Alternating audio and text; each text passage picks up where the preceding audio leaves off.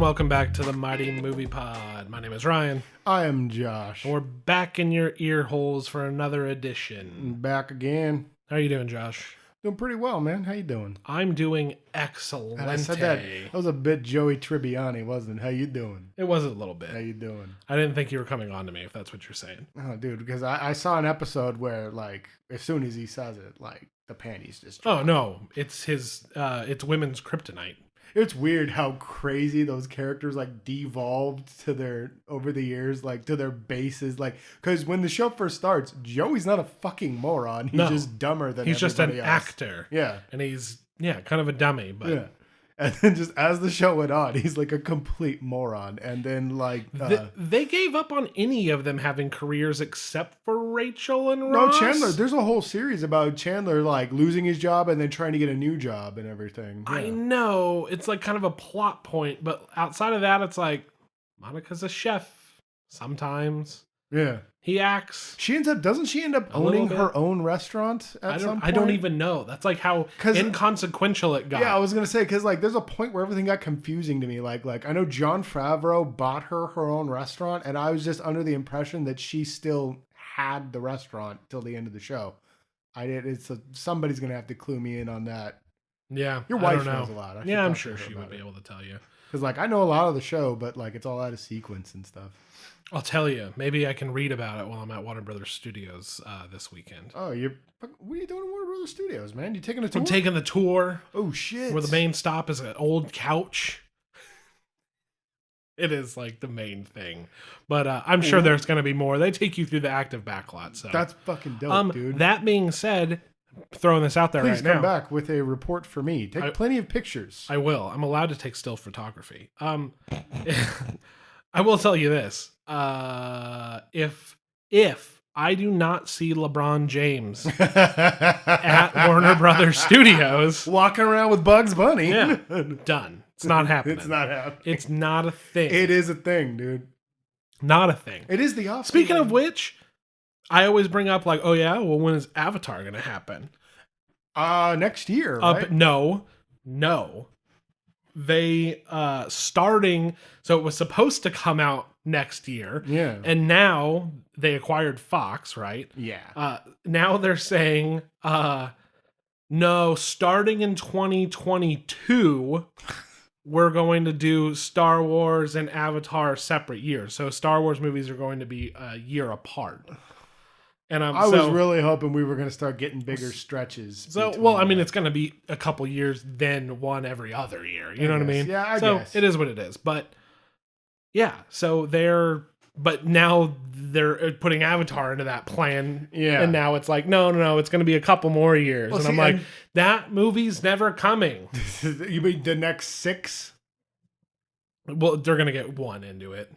You think it's only gonna go Who one? in their right mind is gonna be like, oh my god, finally.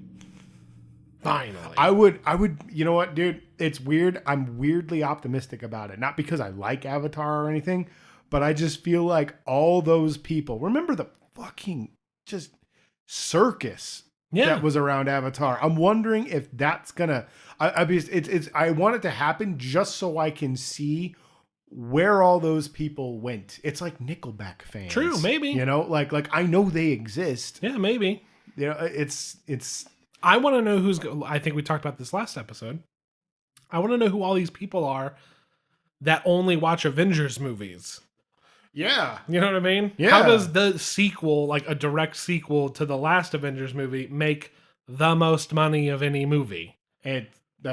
Especially one that's like, yo, dog, have you seen all of the other Marvel movies? We were. That's right. We were talking about this on the last one, where it's like this one directly references all the old movies. So yeah. So I don't know. Maybe you're right. Maybe all these people are gonna be like, dude, I remember Avatar. I mean, I'm gonna go fucking watch it, obviously, because I really want to see what they can fucking do. I don't know, because without the storyline, what do they have? Well, that's what I was gonna say, dude. Like, what the fuck is the movie going to be about? It's not that interesting. It's not. Well, it's not that interesting, and it's a one-off story. Like, there's nothing to continue with that. No, like they already tried to make a Fern Gully 2, and it sucked. Yeah, it's like nature and indigenous peoples. And it's like, I get it. I got it. And what do you do from there? How do you make that an interesting world? Well, it's Jenny Nicholson was talking about the world of Pandora when she went to At Disney Animal World and Kingdom. everything, and how they tried to continue it and everything, and she's just like, and it doesn't really work. Yeah, I mean, and as an amusement park, I hear that it's I heard it's pretty cool. It's cool. Yeah, I heard it's themed. cool as a theme park, but like when you get to the story of it, there's no way that you can continue that story. Like it's bizarre. I'm interested. It's like Jurassic Park and all the sequels. Like that was one that should have been one and done. Like it doesn't make any sense. Especially now that they're rebooting it. You're taking and no, I'm not. This isn't a slight against Jurassic Park. No, that's not what I meant. But you're taking a simple story and idea. Yeah. And then now we're making a thing out of it. Now we're putting it on lunchboxes. So it's a whole world. Yeah. I'm like, no, it's one island that you're stretching thin. Yeah. As Bilbo Baggins would say, too much butter. I remember butter spread over too much bread. Yeah. Yes. Wow. It was fine as a dinner roll. Wow, you really butchered that. I know. As soon as I started it, I knew I had it wrong. I am ashamed of you. Well, Josh, maybe if I could watch it recently. This isn't my fault, dude. You lost your own Blu-ray. Look at this mess. I know. The studio is a mess. You can't see it. It's terrible. I'll find it. You won't find it. I'm gonna find it tomorrow. You better. I will. I better. better. Anyway. Otherwise, our friendship's over. So, was it ever really real? Yeah. Did it ever start? That's painful. Anyway, we have seen a movie this week. We're going to talk about it. You probably know from the title of this episode. Wolf Cop! Well, we could talk about Wolf Cop, but I'd rather not. Maybe later. I would never like to talk about Wolf Cop. We saw Detective Pikachu. Yeah. We just got out of the theater. Yes. A while ago. Yeah, we get to switch up things because Ryan normally is like, Josh, what did you think? Because he knows I'm the superhero comic book nerd. But this time, I get to sit in the interviewer's chair. Oh my gosh. Oh. The tables have turned, my friend, at long last. The power. Ryan. What's up? What did you think of Detective Pikachu, a Pokemon story? I knew you were going to say that. Trying to do a James Lipton. Did I do that all right? It was all right. Yeah. Not my best work. Detective Pikachu is... it's okay. It's pretty good. Okay. If you like... What did you like and not like about Pokemon. I liked the Pokemon. I said... See, I feel like an idiot. I said, but this is a movie that this is all you need to do. I'm not clapping every time I see a lightsaber, you know what I'm saying? Or Captain America's shield. Yeah, or whatever. Yeah, insert Spider-Man. Insert pop culture thing here. I liked seeing a variety of Pokemon, and I liked a realized world that had Pokemon incorporated. That I was going to talk about almost explained the world of Pokemon better than anything Pokemon related ever has. Yeah. Where people live normal lives. Like, I work in insurance and I don't really care about Pokemon and they're just animals. You have to be a weirdo who goes to a weird city where Pokemon just aren't out in the wild. But everybody also studies Pokemon, and it's kind of like, imagine that there's, even though it's strange. Basically, you live in a world where there's sentient animals. Yes. I mean, not sentient, but cognitive. I don't know. There's a intelligent animals. Yeah, I don't know what that scale looks like. Yeah. Like where gorillas versus like a jellyfish is. You know what I'm saying? Yeah. But they explain it very well where like humans are still kind of the dominant species, I guess I would say. And I want to say, like, there's all sorts of different types of Pokemon, but, like, there's less of a gap between animals and humans. You know what I mean? It's a little bit more ambiguous. And they explain that pretty well. This city, its whole thing is that Pokemon. And people live together in harmony and work together and do whatever. Mm-hmm. But they also explain that people fucking catch Pokemon and battle them. Yeah. Like, well, I thought it acknowledges everything. I thought that was interesting that within the confines of this city, like Pokemon battles were acknowledged as what everyone's made the joke about for years, that it's like pet brutality. Yeah. Like you're essentially putting your baby gerbil into a dog fight. You know, it's and outside of the anime, the early anime, I'd always wondered why Pokemon didn't just attack people all the time. Like, you throw a Pokemon and they fight, and it's like, well, why aren't they just attacking people all the time? Apparently, sometimes they do. But then also, there's a plot point about that whole thing. Yeah. Some of it still doesn't make any goddamn sense.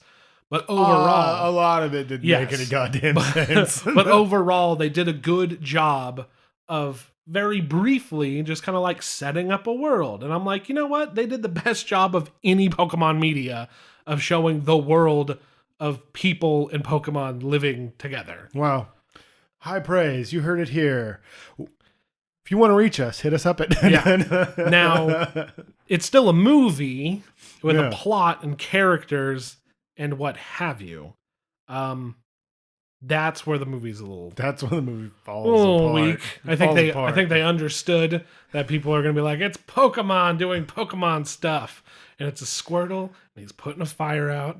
Dude, that's what Squirtles do. That was adorable. Yes, no Squirtles is wearing sunglasses, which that's a major crime. miss. Yeah. Crime. Well, dude, Bulbasaur wasn't sassy. Bulbasaur did not say Bulbasaur. Bulbasaur just kind of chirped, and he didn't. Bulbasaur. That's my favorite. I love Bulbasaur. The beginning. Pidgeos and Pidgeotos were not annoying. No, they were just cawing like birds. Like birds, yeah. They weren't doing their signature. Do you want me to do it? Do it. Pidgeot! Yeah, there was none of that. I'm not going to do it as loud as I So they picked and choose. They were kind of picking and choosing which I don't which know Pokemon. anything about Pokemon. That's why Ryan's doing this. I just know that they make funny noises. Pokemon was a little after my time. I used to watch it. Well, and there was a night. There was a night where we drank like 10 beers and I watched like 7 episodes. Oh, dude, that was fun. And we found out that Ash never did anything on his merits of being a Pokemon trainer. Ash was the worst trainer ever. He never accomplished anything. Everybody was just like, well, thanks for helping me get my stuff out of the garbage. Yeah. Here's your fucking badge. He would be nice to somebody or be worried about Pikachu, and then people would feel bad for him. Exactly. He was like, oh no, Pikachu's got a tummy trub. And they're like, you know what? You really care about your Pikachu's tummy trubs. Here, have my badge. You're the gym master now. I mean, I hate Ash Ketchum. Yeah, luckily, he's not in this. I think the only one he actually fought was Misty. Mm-hmm. Yeah. He actually beat Misty. Yeah, because he had an electric type Pokemon, and she had Starmie. Water types. Yeah. Yeah, or whatever. Starmie. Whatever. There's Starmie and Staryu. Anyway. Yeah, so there's characters and a plot and what have you. And Justice Smith is not a bumbling, idiot, annoying retard like he was in Lost World 2. Yeah, like he was in Jurassic World 2. Yeah. But his overall screen presence is still a little off-putting, maybe. He's kind of tonal. I think it's just tonally off. That's what I was gonna say about the movie. Is like the tone in the movie's all over the place. It's crazy. Like I appreciate it because, it's like I said in the movie, we were talking a little bit about it after during the credits. I was just like, it's a kids movie, you know, and it's a kids movie, and I appreciate it for being a kids movie. Because it's still semi-enjoyable for all ages, and I like that because it's like it's not like some of these kids movies I see now where I'm just like everybody's like this movie's for kids, and I was like, do they hate children? Like, do they think kids are stupid? Because this is a dumb fucking movie, and that's how I felt about a lot of kids movies lately, where they're for idiots, they're not for kids, they're for morons. This one I liked because it had a little bit of like a maturity about it, I guess. And like, it's good for all ages, but the tone is all over the place. And I'm glad you brought it up because like you've got some serious scenes going on. And then Ryan Reynolds is just running his mouth Yeah. the whole time, popping little Deadpool-esque jokes off. And I'm like, dude, shut up. Let the scene carry the scene. And I feel like they knew that the script was a little weak. So they just had him improv or ad-lib or something, and they just kept inserting it in there to keep people's attention. Yeah, I agree. And that's where the tonality comes through. As an American-made movie with, English-speaking American. Is it American-made? Because I saw Toho's name in it. Yeah, well, and that's what I wanted to get in. But it has American and English-speaking actors in it and everything. So the weird thing is that it had, when you're talking about the tone and stuff, it had very Japanese kid stuff in it. Yeah. Like Ghibli type stuff where it's like sad and like loss is always a big thing. Like young parents always die in Japanese stuff. Yeah. It's not a spoiler. It's on the trailer. Yeah, it's in the trailer. So it has a lot of that. The big reveal and that's what was when you were talking about it's a kids movie. It was like we had long stretches of like people dealing with loss and like self-doubt and stuff that should be like, oh yeah, good on them for like trying to tackle that. But it was all, like you said, it was either interrupted with Ryan Reynolds nonsense or just kind of like, let's keep going on with the plot. So it's like, it seemed like a weird mesh of two kind of ideas of what children's movies feel like. I get what you're saying. It's kind of a culture clash where they're doing a little bit of the Western kids movie and a little bit of the Eastern style kids movie. Because I like the comparison you made to Ghibli because there's a lot of Ghibli style storytelling going on. Dude, I didn't notice that till you brought it up right now. That's a good point. Where it does handle a lot more serious issues. And like, I think the only movies that handle these serious issues for a kids movie are the Pixar films. Yes. A little bit with like How to Train Your Dragon and Spider-Man Into the Spider-Verse is a pretty serious film. Yeah. But like traditionally, dude, you're 100% right. Normally we get crap like Boss Baby. Yes. Or, the ugly movie, or dude, I saw the trailer while you guys Ugly Dolls. are Ugly Dolls, or the one I saw while you guys were out there getting your snacks, Angry Birds, not getting our snacks. Yeah, not Angry Birds 2. Oh my god. Yeah, that's weird. So there was a little bit of that going on, and then it couldn't keep it up. It's really everything with the humans is very flat. Yeah. Very and not in like a dour heavy kind of way. It just doesn't hit.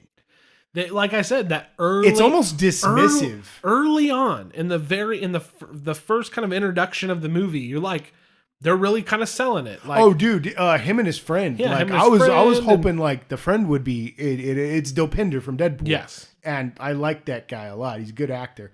I really hoped that he would have been like a sidekick or a constant in the film. And because I was really into their dynamic and it made Justice look better.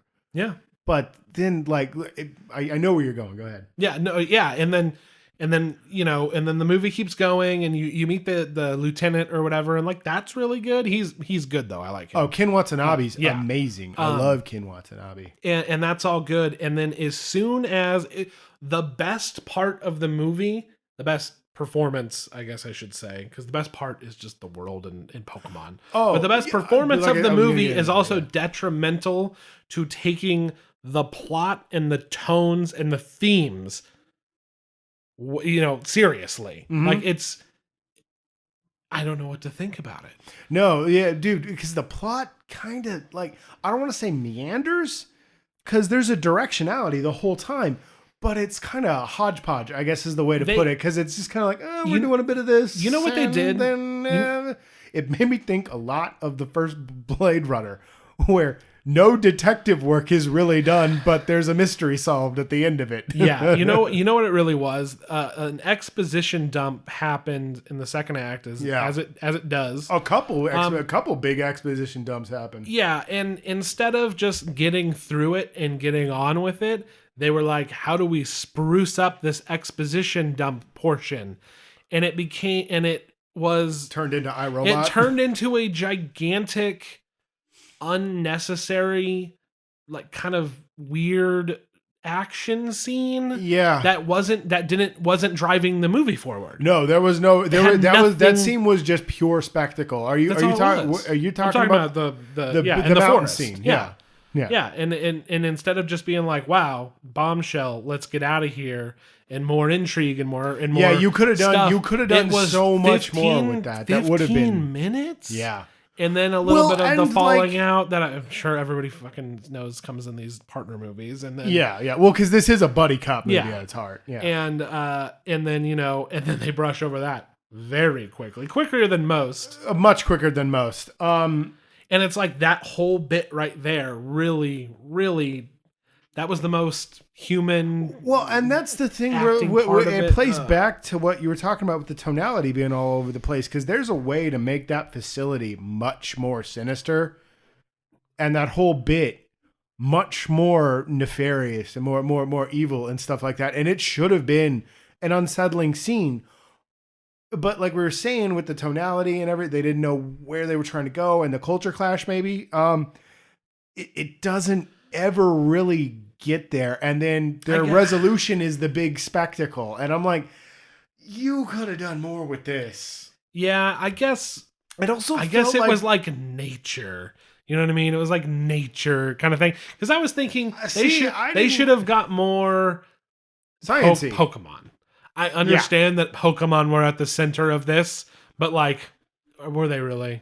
Had nothing to do. No, like, once the Greninjas were gone, that's the weird part. Is like the best parts are with the Pokemon, but it feels like the Pokemon take a back seat to the human story. But the human story is less interesting than the Pikachu story. Yes. Yeah. So it's like the Transformers movies, but not, because like everything that's going on in it feels really interesting. Whereas the Transformers movies, the human story is bullshit. No one cares about that. But in this, the human story seemed like it was a good story, and the Pokemon story seemed like it could have been a good story, and it never congealed. It never came together. I think they could have just done without the big spectacle bit, and it could have still resolved in the same place, but add a little bit more Pokemon or a little more Pokemon craziness, a little more intrigue maybe, or something. A little more intrigue instead of just what's happening. Yeah. And it's like, yeah. And then, you get to, the villain shows up and we get to the big third act climax, but maybe you add a little bit more there instead of rushing through it. The briefest third act I've ever seen in a film. They could have pulled that like, I thought the first Avengers had a really short third act, but this was just like, oh yeah, now it's over. Yeah. And that was my thing, was like, when you get the big reveal, it was almost a complete afterthought, and there's never the moment that you expect from something like that. It was just like, all right, cool, credits. And I was like, what? No, what? No, wait, no, you need to explain something to me here, And it wasn't that it came out of left field and I didn't see it coming or anything like that. It was just... Yeah, I'll tell you this. If you've seen... Okay. I'm not going to say any Pokemon movie, because I know they still make them. Yeah. But if you've seen the big one that came out in the US, the animated movie, the first theatrical release animated movie in the US, you're not going to be surprised by the end of this movie. They have a crutch that they use, and they leaned on it hardcore. Oh, for sure. For sure. It is, it's always one Pokemon who may not like humanity all that much, but he sees another Pokemon, maybe a Pikachu, that really loves a human being, and it changes everything. Yeah, but see, like... So original. I hadn't seen that before in a haunted mansion. See, but the problem with that is... Oh my God. Fine. Spoilers. Does anybody care about spoilers for this? No. Right. It's the end. It's the end of that haunted mansion movie. Yeah. Mewtwo obviously is the not bad guy. Oh yeah. Yeah. But the thing is, Mewtwo's not a bad guy. Yeah. Humans did this to him. Yeah. It's the there's a worse disease than syphilis. There's a worse pathogen than syphilis, and Mewtwo's caught it. The hate for humanity. If you haven't seen Wolf Guy, check out Wolf Guy. Wolf Guy. I genuinely love that movie. No, Wolf Guy's amazing. Wolf Guy is great. It's his wife mother. It's my mother and my wife. My wife mother. Check out Wolf Guy. Not the anime. There's an anime. You need to check out the live action. Yes. That was amazing. Anyway, no, dude, but that gets immediatly negated when you find out the secret of Pikachu, that it's his dad. So yes. Pikachu didn't teach him shit. Okay, no. He taught. Okay, so you're getting it mixed up here. I'm gonna get mixed up. You're getting it mixed up here. I believe you are. No. The resolution with Mewtwo happened before we even got into this story. Okay, I'm okay. No, you're right. You're right. He puts his dad, Ryan Reynolds, into Pikachu's body. Yeah. And then says, "Yo, I might be able to fix this, but you need to bring me his son for no reason."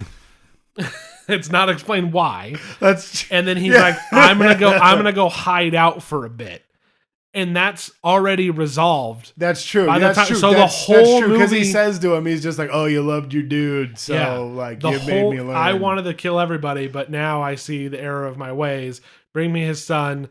We're gonna fix this, and I'm gonna go Mewtwo it up somewhere else. So that whole shit is actually resolved. Mewtwo as a villain is resolved. Somebody was using him through a neural link to do his bidding, which was just to turn people into Pokemon, which is pretty cool.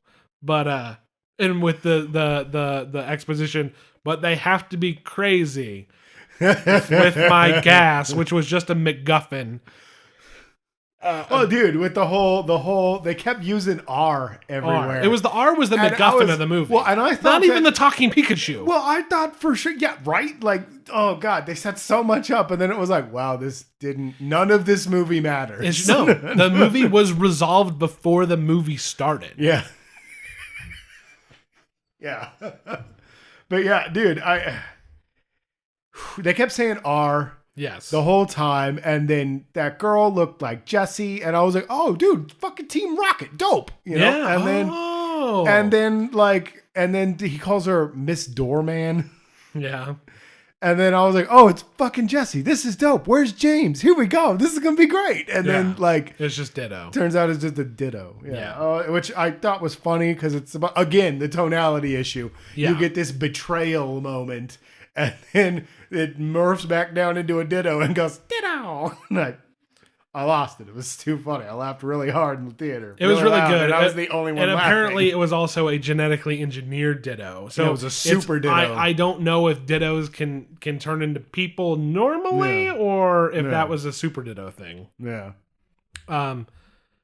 You think Bill Nye's son is the bad guy, but he's really not the bad guy. It's the evil Ditto version of him. Yeah, he's not the bad guy. He's just an asshole. Yeah, he's just a jerk who's mean to reporter girl once. Yeah.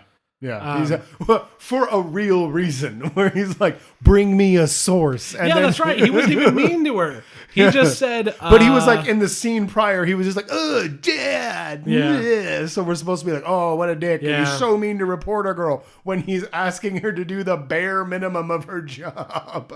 It's true. I may be an unpaid intern, but I have an office. Dude, I thought she was gonna be like a sassy, like reporter, like 40s style, well, I thought it was gonna be what's her name in Hudsucker Proxy? Yes. Lois Lane type. Yeah. Now I can't think of her name. I keep wanting to say Mary Louise. Hateful Eight. Yes. We're fucking. Oh no. Oh, I don't have it. I don't have my phone. Whatever. So. Annihilation. Yeah. Yeah. I can't think of her name. Okay. Parker? I don't know. No, I don't think so. Fuck, that's going to drive me nuts. We'll put it in the description for anyone that cares. We won't. We will. I will. I write the descriptions most times. All right, fine. So that's true. So you dick. What was I talking about? Oh, yeah, she was doing the whole like campy fast talking reporter 40s girl. Yeah, his gal Friday type investigative reporting thing. Yeah. And then I thought it was going to be like, she falls on her face, like she doesn't have what it takes, and they're going to like fumble through this. But like they set her up that way, and then all of a sudden she's just like, and I'm also here. Yeah, she serves no purpose. It was weird. Her intro, like as dumb as it was like, oh, that's fun. I kind of thought she was going to be doing a bit, so I was like, cool, this is going to be hilarious. Finally, some real comedy. And then she goes, look, I found the same thing you found, and this is where I found it. Next scene. Yeah. Which brings me to the joke I didn't understand. She said, a place you don't want to go be alone at night. And he said, I'm a pro at being alone at night. And then Pikachu was like, bro, that's weird.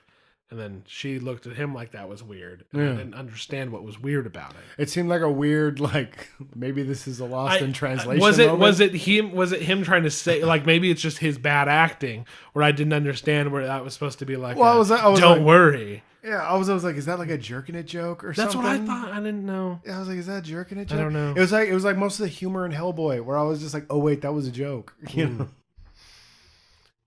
Why are you talking about Hellboy? Nobody cares. Wow, the man who defended Hellboy. And I never thought about it again. You're obsessed with hating it. I thought about it a lot today for some odd reason, and I was just like, fuck that movie. It's fine. I'll watch it on TNT again one of these days. Yeah, that's the thing. Like, fuck that movie, but I know I'm gonna watch it again and be like, this fucking movie. So yeah, the plot is weird, and for only being an hour and a half, thank God. I don't think you could have stretched this into one of those fucking 2.5 hour masterpieces that have come out these days. Absolutely not. The allure, Aquaman. Yeah, the allure of being like, Pokemon. It's a property I enjoy, and this is all pretty sweet. Started to wear off a bit. Luckily, some good action and some Pokemon-ness was happening. Yeah, see, that happened to me, but like I'm not as big a Pokemon fan as you are. But it's odd. I'm fucking ripping it apart right now, I feel like, but I didn't regret watching it either. I thought it was pretty cool. Yeah, it's cool. I think that they next time just have the balls to make a Pokemon movie. Yeah, just go for it. Go for it. I would do like that to little see, beginning bit that you were doing. Don't continue Justice's story. The Goodmans are done. Yeah. Oh, that's give me a cool trainer. Going, maybe he's midway through his career or something like that. Yeah, that would be kind of cool. Yeah, I agree. What I was gonna say for the movie is you were talking about the world and everything and how they set it up within the story, and that was great. I agree with that with you on that. But like, I loved the overall look of Rhyme City. Yeah, like the sets are beautiful. I thought they were great, and then like the real locations that they use are really cool too. They did a good job of making that apartment like an actual, like, a lot of people try to do a noir look, like that are earnestly a noir, and it's like doesn't work. I'm like, that apartment looked good. That was super. I was just gonna say, there's this cool, almost cyberpunk style feel absolutely to the city. It was and everything. In London, it had, or in Rhyme City, it had landmarks from a lot of different cities. Like they had the London. They had a lot of stuff going on, but then they also had, Tokyo. Well, there was like the Flatiron Building and fucking Times Square. Yeah, so it was just a mishmash of Tokyo and that's real cyberpunk, but like not dystopian. Exactly, dude. And I loved it, dude. The neon glow was awesome. You get the Chinese market going down the street and everything. And that was really cool. Yeah. Like, dude, I loved the look of Rhyme City and everything, and I loved the look of the science facility that you go to and everything. Like it was good monster movie, Chinese or Japanese monster movie look. Exactly. And then like I loved the look of Rhyme City, like the most. I thought that was awesome. I thought it was great, and it's like, again, I'm going off topic, I guess, a bit here, but like we're talking about how it's a mishmash of all these cities, and you recognize the feel of the locations and everything. And that's what I've been hoping for with like a Metropolis or a Gotham City. And there you go right there. I think you hit the nail on the head. Mm-hmm. The reason this movie is going to do well and why I think they should make more. You recognize these areas. Yeah, but you don't. Exactly. The plot is but it's not off-putting. No. The thing is like you look at the Valerian and the or what are those types of movies, they're so off-putting and you can't put yourself into They're all it. about the spectacle and the art and everything, and they're not doing anything. There's something about like Star Trek and Star Wars and a lot of these very successful properties. You feel like you can live there, and this is mostly CGI and like fantastical world concept. Well, and practical sets. I think this is the most. This is they executed it completely to not make it feel like a weird, off-putting cartoon. Like a total fake. Yeah. Yeah. I mean, when you're talking about the CGI and stuff, there's a lot of drops in here. Like I think Mewtwo looked like garbage.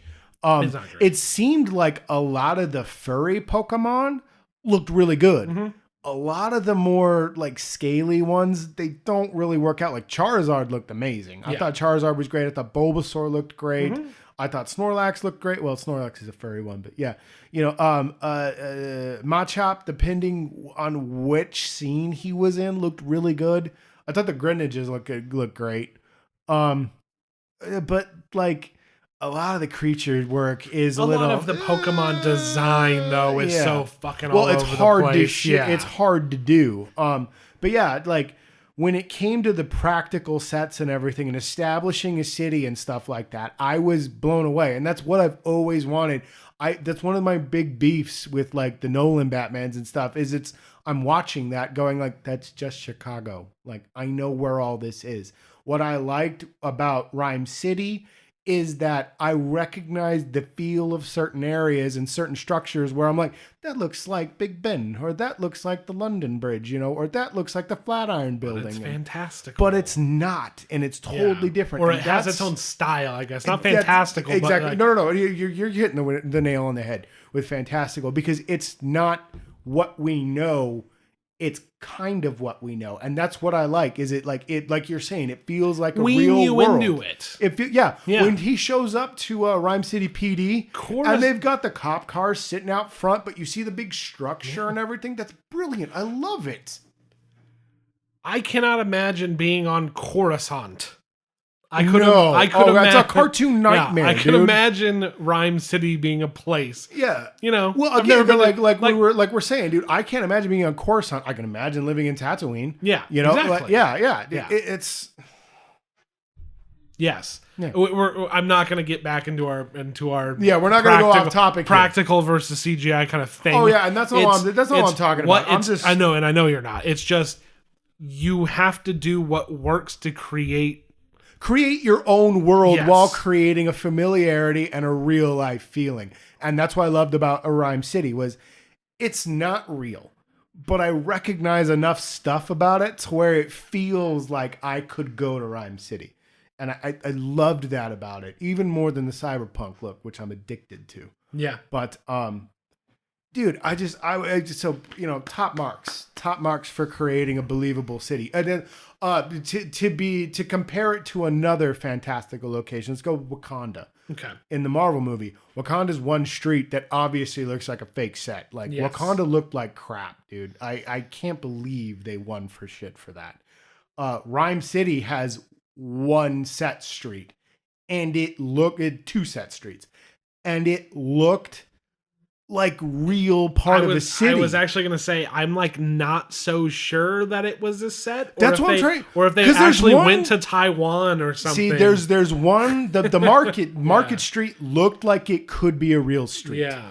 And there's one street that I'm pretty sure was a set, and that's the one with the cafe and everything. Yeah. But it still looked like it was a part of wherever that market was, if that market was real or not. Yeah. I was amazed by it, dude. It felt kind of, and they were sitting at a statue, like park area. Yeah. When they're sitting at after they meet with Harold. Yeah. It felt very like late 90s where like you go and shoot there at night. Because that's like when you got the permit to shoot. Exactly. There, exactly. I mean? Yeah. They shot at night a lot, which I really liked because it added to the cyberpunk, added to the feel of the noir and everything. Yeah, no, I thought it was great, and that's what's crazy about the movie is like I made the comparison to Blade Runner earlier. There's a lot of this movie that like takes from other movies, like the fake film noir that his dad was watching from Home Alone. Like they filmed that for Home Alone. Yeah. So I was thinking there was studio. I was like, is that a callback or something? Like you could have put The Big Sleep on there. You could have put anything in there. It was a reference for YouTube videos. Yeah, that's what I thought. I was like, this is just that. Well, because then again later on you get another Home Alone reference when he goes down the garbage chute. Oh yeah. So I was just like, so they're doing a Home Alone thing. That's kind of cool. All right. Yeah. Who's referencing Home Alone? You know, Macaulay Culkin. Yeah. But yeah, dude, there's Blade Runner in there. There's Batman 1989 in there. His whole villain plan is the plan from the Joker. Yes. There's that in there. There's a little Inception going on. There's a little Doctor Strange going on. Yeah. There's. I thought Inception as well. Yeah. Yeah. There's a lot of other movies, especially within like the noir genre, and it's not limited to just your typical Humphrey Bogart, style noir going on. It's like I said, like Blade Runner stuff that's going on. It's 13th Floor, like all kinds of crazy stuff going on. It made me appreciate that movie more because like I could see that, but like at the same time, they pulled off a style. You can correct me if I'm wrong, that I don't think I've seen. Optimistic cyberpunk future. That exists. Okay. That exists. No, Her is optimistic cyberpunk. You know what? Fair enough. I love Her. Really? Do you disagree? Well, it was also a story of how like technology have kind of ruined human interaction. Not really. I don't think so. I don't think it ruined interaction in Her. Are we going to have a Her conversation right now? I mean, we can. Yeah. Because like, I don't think it ruined human interaction. That guy was already a shut-in. But he worked at a place that wrote handwritten letters for people. You know what I mean? Because nobody could be bothered. But that's my point. Is like tech didn't ruin that. No, you're kind of right. Fuck. The more I think about it, no, it was okay. It was it wasn't like the world was going to shit because technology. Everybody was still. Yeah. It was just that more people were more closed off. We're more closed off now than we were, 20, 30 years ago. 100%. And what's the end result of the movie, though, is that touching scene between him and Amy Adams on the roof where they have their human connection. And that's where I think the positivity comes in. Yes. No, I would agree with you. It is optimistic, but it had that touch. See, and I had that touch. See, and I like it, but it's not the dystopic, like everybody dies at the end, or like we all win but we still lose. In this like world there's a where clear corporations rule. Yeah, exactly. And to be fair, I guess this fucking movie had an overarching organization that was trying to owned the news and this and that. Yeah, there's a lot of tones in here that speak to the cyberpunk fan in me, and I thought it was super cool, man. I think I like this movie a lot more than the more we've talked about it, the more I'm like, man, I think this was a better movie than I actually wanted to give it credit for. No, and it's not a bad. I didn't go. Like I said, they needed to make a different movie in this world. They did. The only thing, but they played it safe where they're like Pikachu, big Hollywood actor, comedy. Yeah. And I think they should have had more faith in the brand. I agree with you. I 100% agree with you. They kind of went they did it better, but they went like the same route as kind of like the Chipmunks movies and Smurfs and stuff. But this is infinitely better than those. Yeah, for sure. It's no Paddington. Haven't watched it yet. I hear it's good. But the fact that I feel that everybody won't shut the fuck up. Dude, it's annoying. Paddington is super good. I'm probably going to hate it if I watch it. Dude, no. I fucking wait till everybody shuts the hell up about it, including me. Okay. Because like I love both of the movies. Paddington 1 and Paddington 2 are great. Okay. I like Paddington 2. Well, I heard Paddington 2. Everybody likes Paddington 2. Everybody likes Paddington 2 better. I like Paddington 1 better. Both great movies. Enough. Both great films. But no, it kind of goes the same route as like a Paddington. Doesn't quite get there because the plot and the heart really aren't there. But like it's still a good kids movie. Like I think you're gonna take it to your kids. I'll tell you one thing. I did not expect to have this in depth of a conversation about Detective Pikachu. Right? Like, dude, I wasn't either. And I started talking about sets and the way it felt like a real world. And then it kind of expanded upon that. Yeah, no, dude, I think they did a lot of cool stuff with this movie. Could it have been done better? Yes. Yeah. Do I hate this movie? Absolutely not. Do I even not like this movie? No. I think it's cool. Have a good time for an hour and a half. Yeah, for man. sure. It was a great. Doesn't overstay its welcome. That's no, for sure. dude, an hour and a half is perfect for this. That's a perfect kids movie length. Yeah, I liked this movie a lot, man. Yeah, me too. Ryan Reynolds he's getting on the point where I'm like, okay, can we tone back? Yeah, if you're expecting this movie to like blow you away, like, I don't know, what's a good example of something like a Spider-Man into the Spider-Verse? Spider-Man into the Spider-Verse. I was gonna say that, or like Iron Giant. Yeah, or something similar, like that. Yeah. No. It doesn't reach those heights, but it doesn't. It doesn't disappoint. It doesn't disappoint at all. Mm-mm. It may surprise you a bit, because like talking about it right now, the movie's actually surprised me a bit. Yeah, I agree. I think it was cool. I actually think it was cool. After talking about it right now, I think it was cool. Yeah, and if you're just trying to get your Pokemon on, yeah, there's plenty of that going on. You want a Pokefix. You're gonna get a little bored at a certain point in the movie. Yeah, but it picks up. But then it picks right back up, and you get 1,000 gazillion more shots of Pokemon. Yeah. The guy next to me was bootlegging half the movie. It's true. He wants to watch that Gengar fight all over again at home. That was pretty cool. I did. Oh, dude, that was the other thing. I was like, love, death, and robots. You know, like it was crazy. There's so many things in there that are peppered throughout that it's like I can't be like, well, they did it in this and they did it in that, because it felt like it wasn't derivative. It felt like they were like, this is cool. We're gonna do it here, and they did it their way. Pokemon. Yeah, they did it their way, and it was really cool. I liked it. I liked it a lot. Plus, like I said, Toho's involved. We got another big Toho movie coming out here pretty soon. Yeah. I'm super pumped for that. Tune in for that episode. That's going to be me gushing like a nerd. I look forward to it. I hope it's good. I really do too. That trailer doesn't make me feel good. After the last one, I don't know. I feel like they're going maybe too wrong in another direction, but you liked Skull Island, so I loved Skull Island. You loved Skull Island. My bad.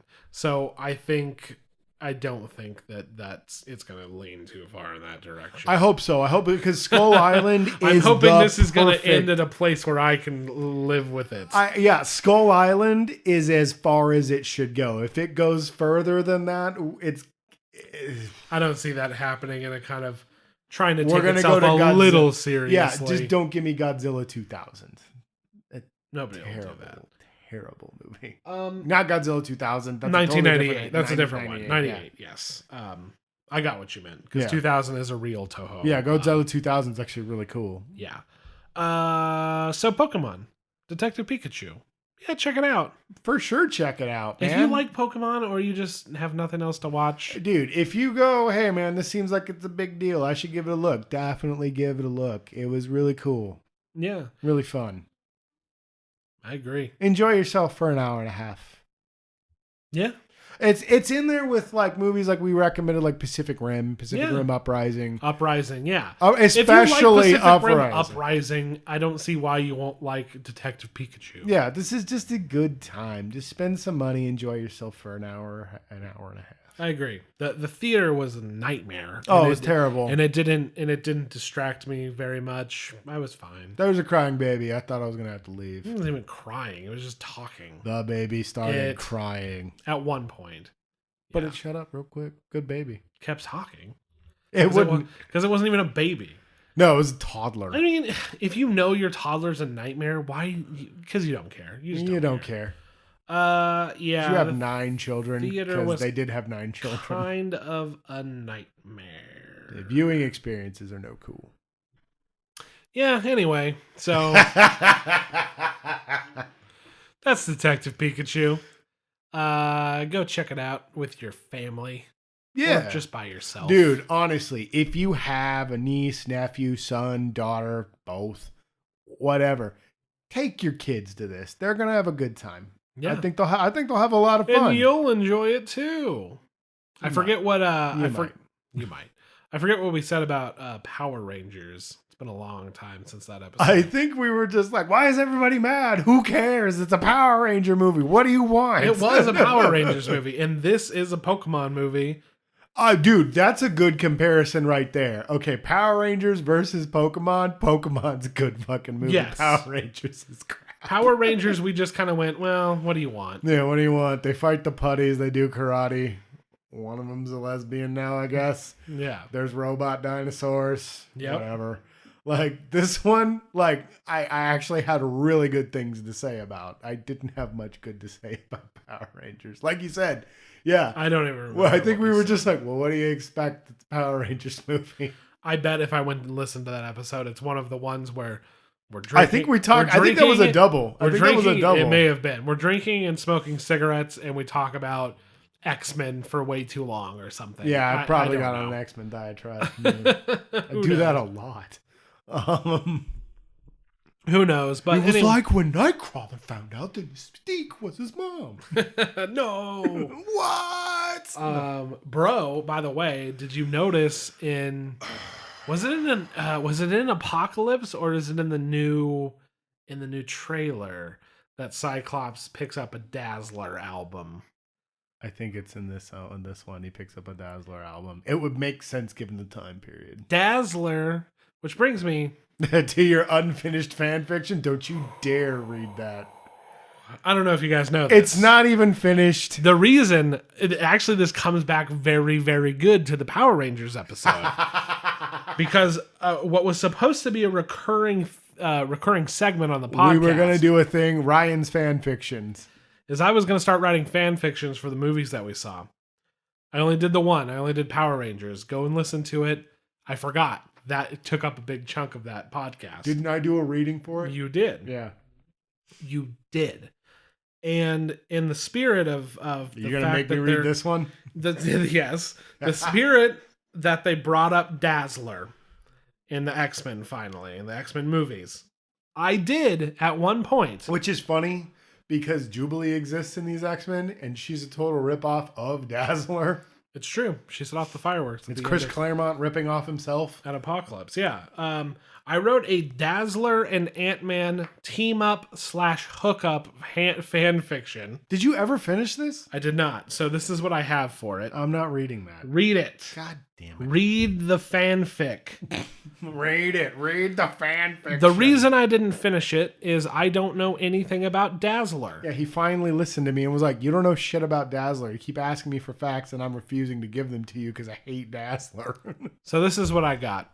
All right, here we go. Leave that in. Okay.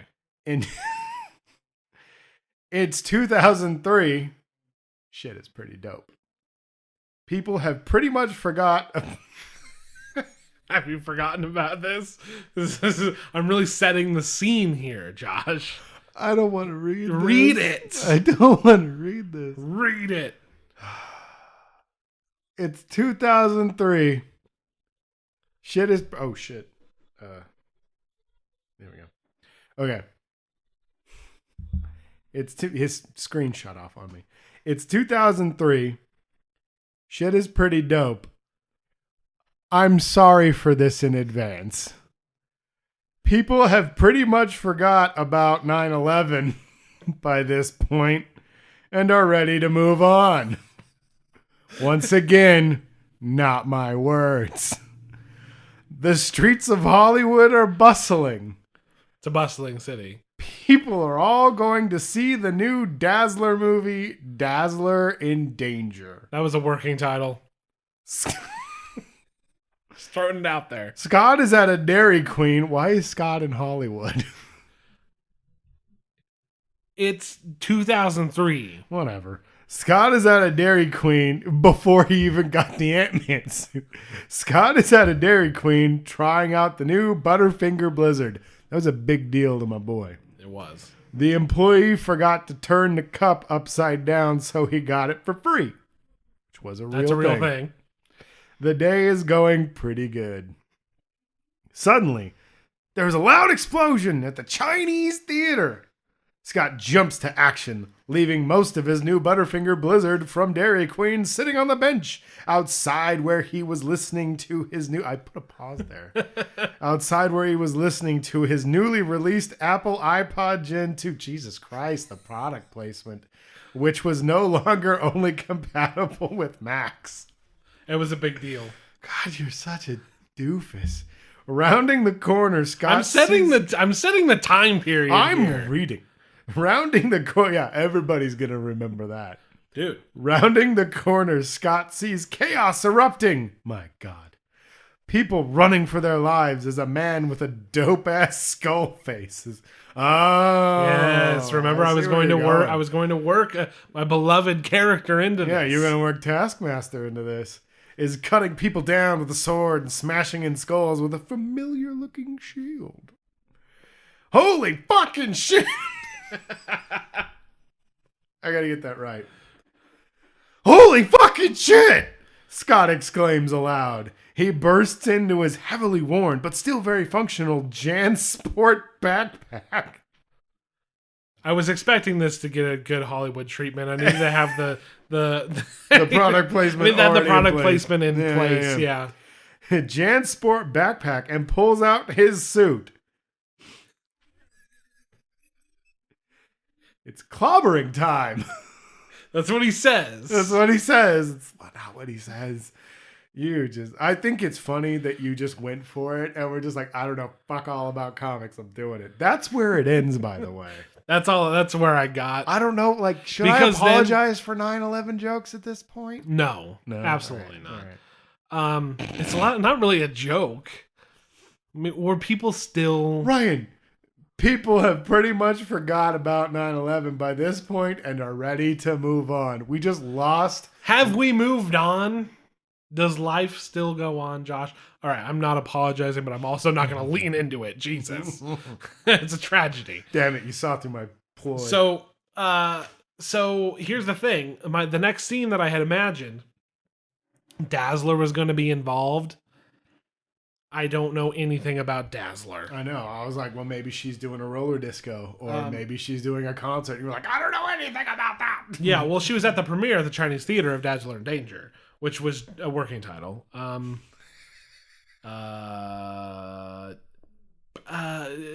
Taskmaster's there.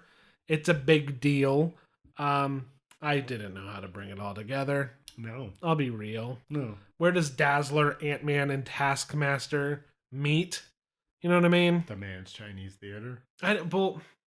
Ryan, see, this comes from never reading a comic because, like, the premise for that is not far-fetched. I've read a comic, Josh. I don't believe you. So, I understand, but what, am I going to start there? Like, obviously, there has to be a MacGuffin or something. Taskmaster's there for this is the problem. You've only read recent comics where there's a reason for everything. Oh, okay. My bad. Back in the day, most comics were like, I'm beating up criminals. Oh no, Taskmaster's in charge. And then like Firestar shows up and it's like, hi, Spider-Man. I was in the area. So, I mean... But how does he become Ant-Man in 2003? Josh, I don't know. I'm just saying, are you going with the movie? No, I'm not going with the movie. I'm a Dazzler. I'm just Scott Lang. Taskmaster.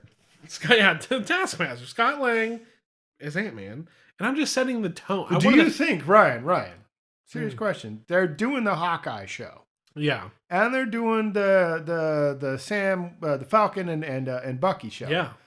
Do you think Taskmaster might show himself in there? Yes. Because do you think, and this is a serious question, that the Marvel Disney legit shows are going to take it more seriously than like other venues? I think they have because I mean, Agents of S.H.I.E.L.D. tried there, like we got Absorbing Man. Yeah, they're going to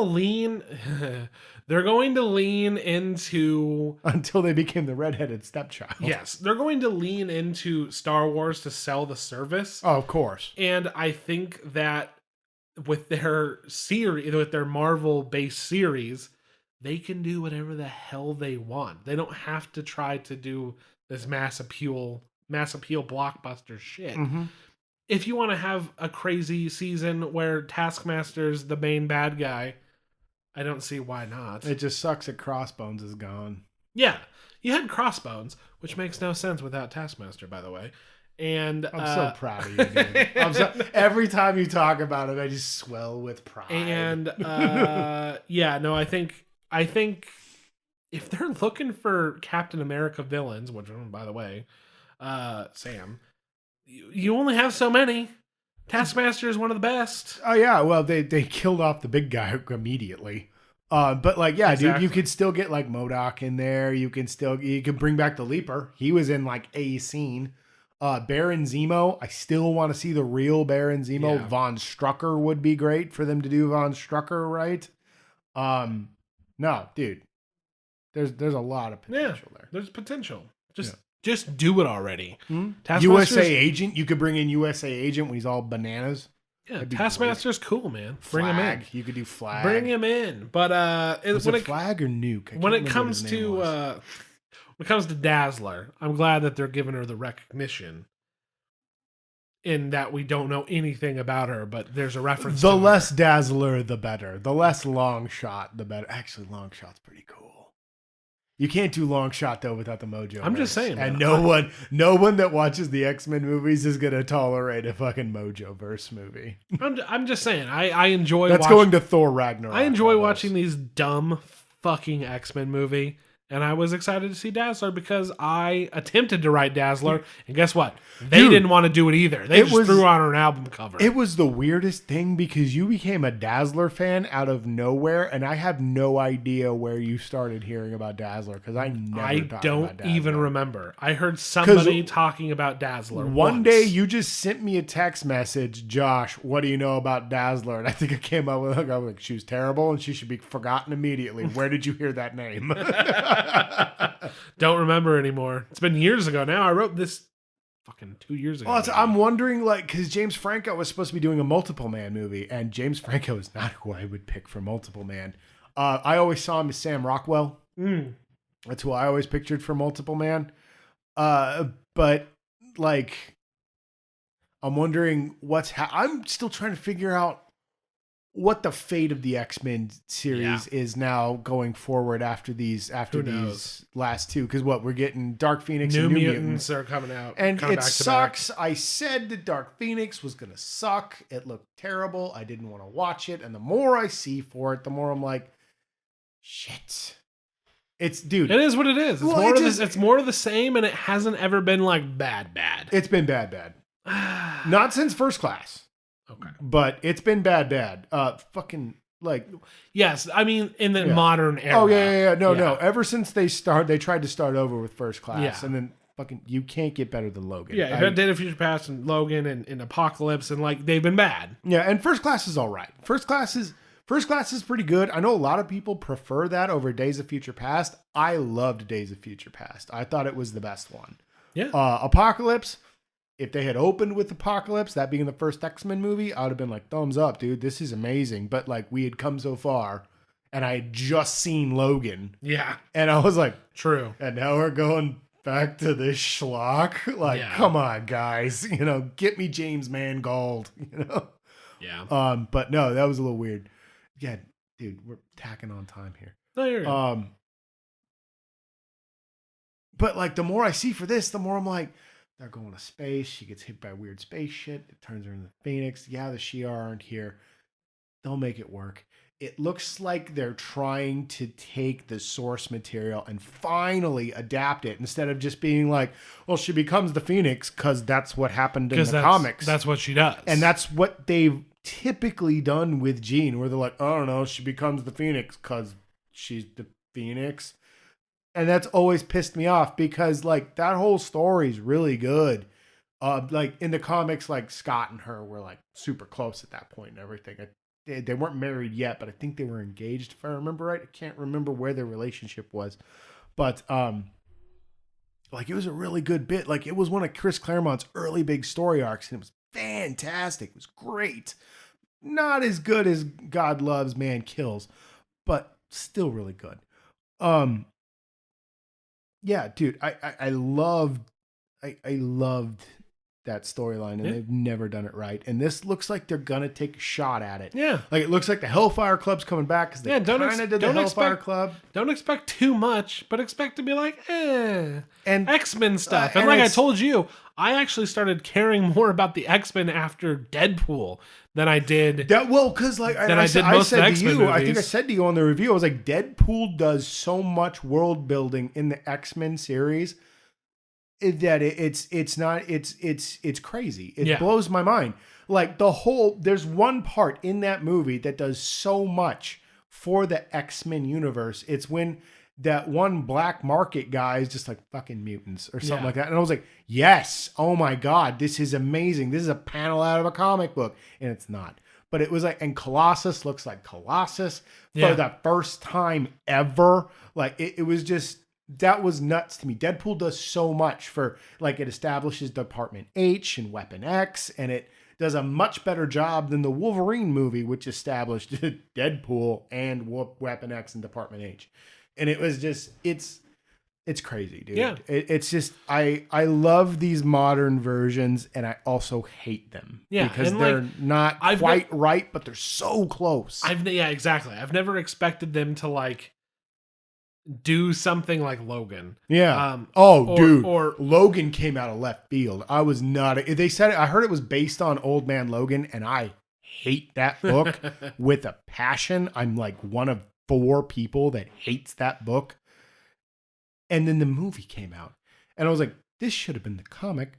What the fuck happened? You know, it was crazy. Yeah, and I've never expected them to do something like that, or any of the, like, for instance, like Winter Soldier or Guardians of the Galaxy. They could pull that off, but they won't. Yeah. But it's like there are too many characters and there's too many power sets, and it's kind of broad. Well, they're kind of broad strokes with the whole. The thing that's cover every minority segment with the X-Men. Well, that's the thing is X-Men X-Men's always been about the metaphor, and like this is about diversity and like acceptance and dealing with, and it's more than that. It's all about diversity and acceptance and dealing with your problems of puberty and like dealing with being gay and dealing with being black and dealing with being whatever minority. It's so broad strokes that like you're like, I get it. Yeah. And now you guys are doing ridiculous they have superpowers. Oh yeah. A lot of what we've seen, a lot of what has been popular before Captain fucking Marvel, in the comic books movie space, has not been superpowers, to be completely honest. You're really strong. You have a suit. Yeah. That's about it. Yeah. No, and the X-Men, they all have like Cyclops has laser eyes. Yeah. You know, and they like it's weird. It's really weird. Yeah. Well, yeah. It's just, and like I gotta say, my favorite thing so far has been, and I talked about it a bit the last time we talked about this, is Michael Fassbender's Magneto. I love Ian McKellen. He is an awful Magneto. He was terrible. I hated that Magneto. Come at me. But like Fassbender nails him. Nothing that so Sir Ian great. McKellen ever did that I was like, wow. I mean, in X-Men. Okay, thank you. I was like, wait a minute here, dude. McKellen's great. Yeah. But no, his Magneto's terrible. I hate his Magneto. People are fans. I'm not. I've hated that Magneto from the beginning. He never felt like Magneto. Fassbender, I don't know if it's the writing or Fassbender's performance or a combination of the two, but he's so great. I think him and McAvoy. Oh, dude, McAvoy does a great job. That's why I love Days of Future Past. I think the two of them are very good. There's that scene that I love in Days of Future Past where they're having one of those classic Xavier Eric throwdowns where it's just fundamentally do not agree. Just two dogmatic opposing views against each other, and it's, you know, like, you abandoned me, everybody left, and he's like, where were you? And then he starts crushing the ship, and Xavier gets back down because Eric's insane, you know. And I loved it so much, dude. It's just, and he does such a great job of being, and He's the best part of Apocalypse. I loved him in Apocalypse, where he yeah. just wants out of it. He's done. And then he gets pulled back in, and he's just like, I don't want to be here. But And he was also he's kind of gonna, like, yeah, I guess we're going a little far, even for me. Yeah. And there was, see, and that's the point, dude. And that's what I love about Eric is just, Eric would never agree with Apocalypse. And I like that Apocalypse tricks him.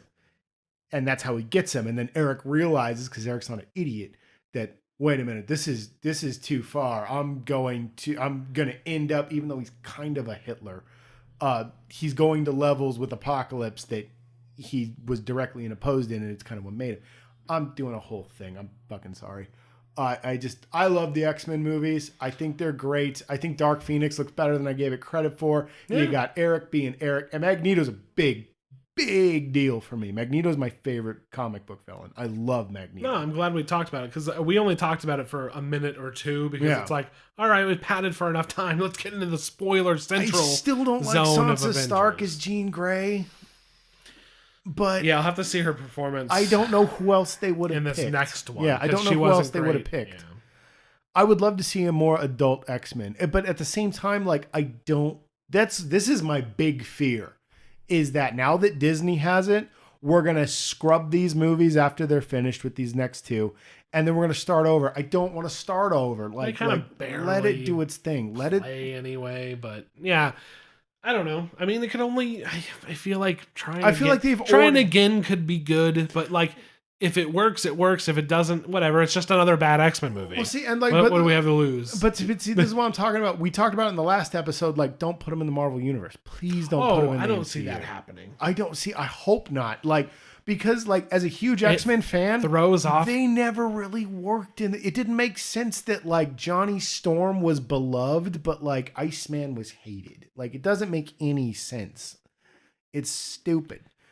But I still love both, and I love that they both existed. But I don't really care if Wolverine is on the Avengers lineup. The whole MCU is kind of changing directions as it is right now. They're in like a different. Well, see, and that's the thing that makes me nervous right now. I think because it's all up in the air. You know what I mean? But I doubt they're going to be like, oh, and also Captain Marvel's there. Like, I don't know. I don't know. Yeah. How did we get from Detective? Because I had you read my Dazzler. Yeah, that's true. Fanfic. So Dazzler, she's on an album cover in one of these movies. I can't remember which. This has been the Mighty Movie Pod. Tell me. Yes, this has been the Mighty Movie Pod. We thank you very much for listening. You can find us on all major podcasting apps, including Apple iTunes, Apple Podcasts, whatever, Google Podcasts, Stitcher, Spotify, and SoundCloud. We are Mighty Fish Productions on all video platforms, including YouTube and twitch.tv/Mighty Fish Productions. Thank you very much for listening. My name is Ryan. I'm still Josh. And we'll talk to you at the next thingy. Goodbye. Bye.